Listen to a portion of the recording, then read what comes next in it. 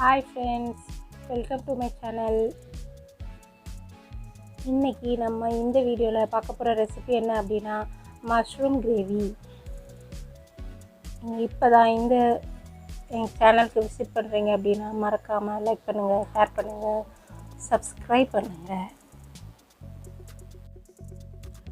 வாங்க ஃப்ரெண்ட்ஸ், காளான் கிரேவி எப்படி செய்கிறதுன்னு இந்த வீடியோவில் பார்ப்போம்.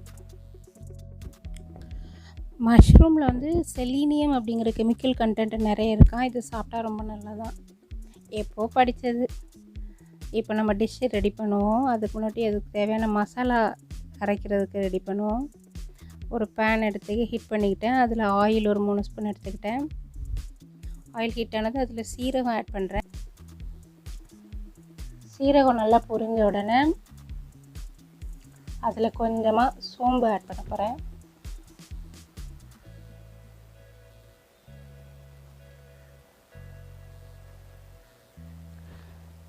எல்லாம் 1 ஸ்பூன் அந்த அளவு தான் இருக்கும். அப்புறம் நான் ஒரு பெரிய வெங்காயம் நீளமாக கட் பண்ணி வச்சுருக்கேன். அதை அது கூட ஆட் பண்ணி நல்லா ஃப்ரை பண்ண போகிறோம்.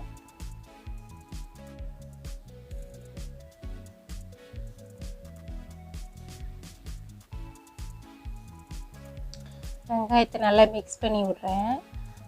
அப்புறம் அது கூட ஒரு துண்டு இஞ்சி அதில் ஆட் பண்ணுறேன். இது எல்லாத்தையும் ஃப்ரை பண்ணி அரைக்க தான் போகிறோம். அதனால் இஞ்சி அப்படியே போட்டாச்சு. அப்புறம் ஒரு 10 பூண்டு அதையும் சேர்த்து நல்லா ஃப்ரை பண்ணுறேன்.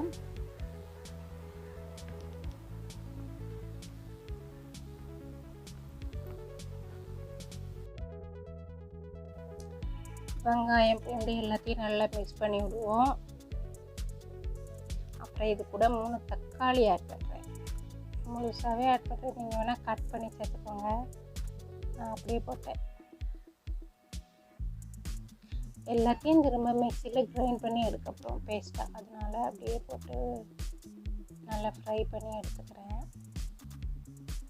அது கூட கொஞ்சமாக கருவேப்பிலை, அப்புறம் கொஞ்சமாக கொத்தமல்லி எல்லாத்தையும் சேர்த்து நல்லா வதக்க போகிறேன்.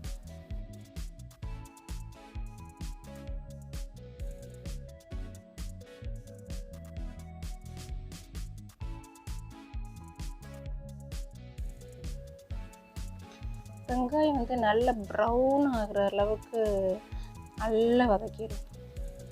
அந்த கலர் நல்லாயிருக்கும். நல்லா வதங்கிடுச்சு. இப்போ இந்த ஸ்டேஜில் இதை ஆஃப் பண்ணி ஆற வச்சு மிக்ஸி ஜாரில் போட்டு ஃபைன் பேஸ்ட்டாக அரைக்க போகிறோம். இப்போ நம்ம வதக்கி வச்சது எல்லாத்தையும் மிக்ஸி ஜாரில் ட்ரான்ஸ்ஃபர் பண்ணுறேன்.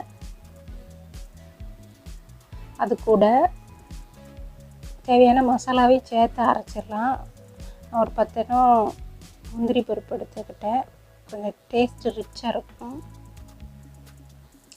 அப்புறம் அது கூட மசாலானா மஞ்சத்தூள் கொஞ்சமாக, அப்புறம் 1 ஸ்பூன் கரம் மசாலா, அப்புறம் இதில் கடையில் வாங்கின கறி மசாலா பொடி தான்,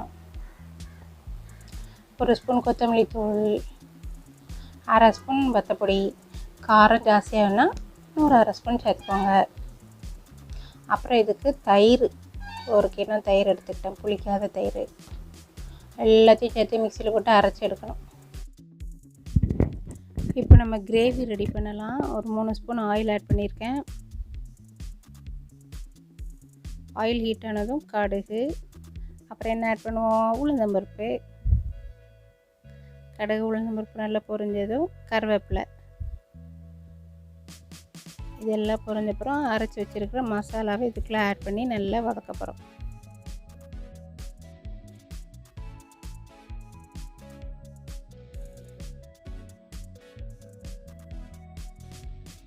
கடுகு உளுந்தம்பருப்பு நல்லா ஃப்ரை ஆயிடுச்சு. இப்போது அந்த மசாலா எல்லாத்தையும் இதில் ஆட் பண்ணி பச்சை வாசனை போகிற வரைக்கும் நல்லா குக் பண்ணணும்.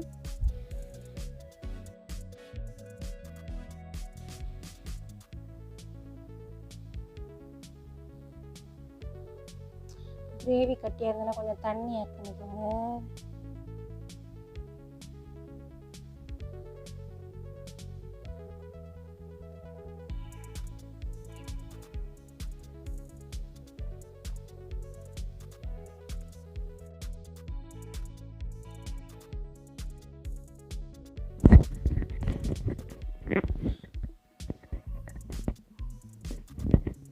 நல்லா மிக்ஸ் பண்ணி விடணும். இப்போ இதில் 2 பச்சை மிளகாய் கீரி வச்சுருக்கேன், அதை ஆட் பண்ணுறேன்.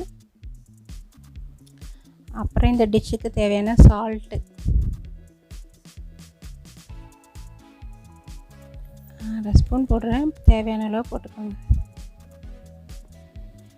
எல்லாத்தையும் சேர்த்து நல்லா மிக்ஸ் பண்ணி விடணும். மிக்ஸ் பண்ணி விட்டு நல்லா பச்சை வாசனை போகிற அளவுக்கு குக் பண்ணி அதுக்கப்புறம் தான் நம்ம அதை மஷ்ரூமை ஆட் பண்ண போகிறோம்.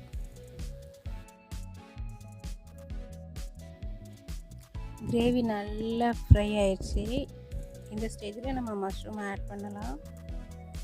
உப்புலாம் நான் நல்லா டேஸ்ட் பார்த்துட்டேன், கரெக்டாக தான் இருந்துச்சு. ஸோ மஷ்ரூம் ஆட் பண்ணுறேன். ஆட் பண்ணி எல்லாத்தையும் நல்லா மிக்ஸ் பண்ணி விட்டு தேவைன்னா கொஞ்சம் வாட்டரை ஆட் பண்ணி குக் பண்ணணும். பட் மஷ்ரூம்லேயே கொஞ்சம் வாட்டர் கண்டென்ட் இருக்கும், அதனால் கம்மியாக வாட்டர் சேர்த்துக்கோங்க.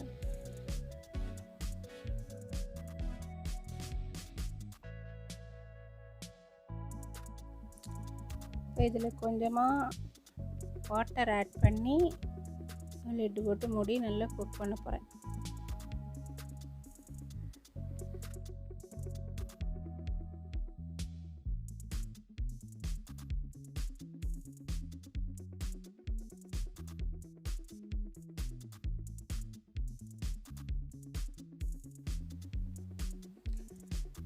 கிரேவி ரெடி ஆயிடுச்சு, நல்லா குக் ஆயிடுச்சு. மஷ்ரூம் எல்லாமே நல்லா வெந்துருச்சு.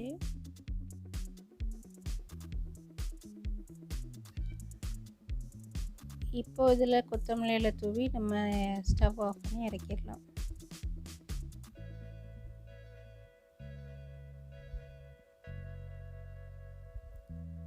ரொம்ப டேஸ்ட்டாக இருந்தது, பார்க்க கலர்ஃபுல்லாக இருக்குது, அதே மாதிரி டேஸ்ட்டும் சூப்பராக இருந்ததுங்க.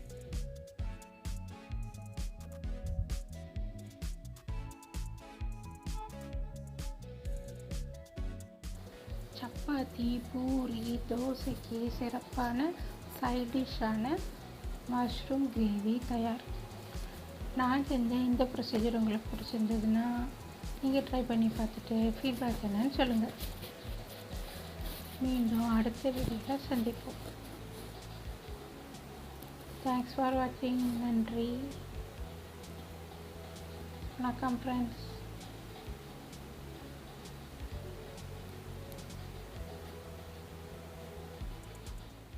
Thank you so much.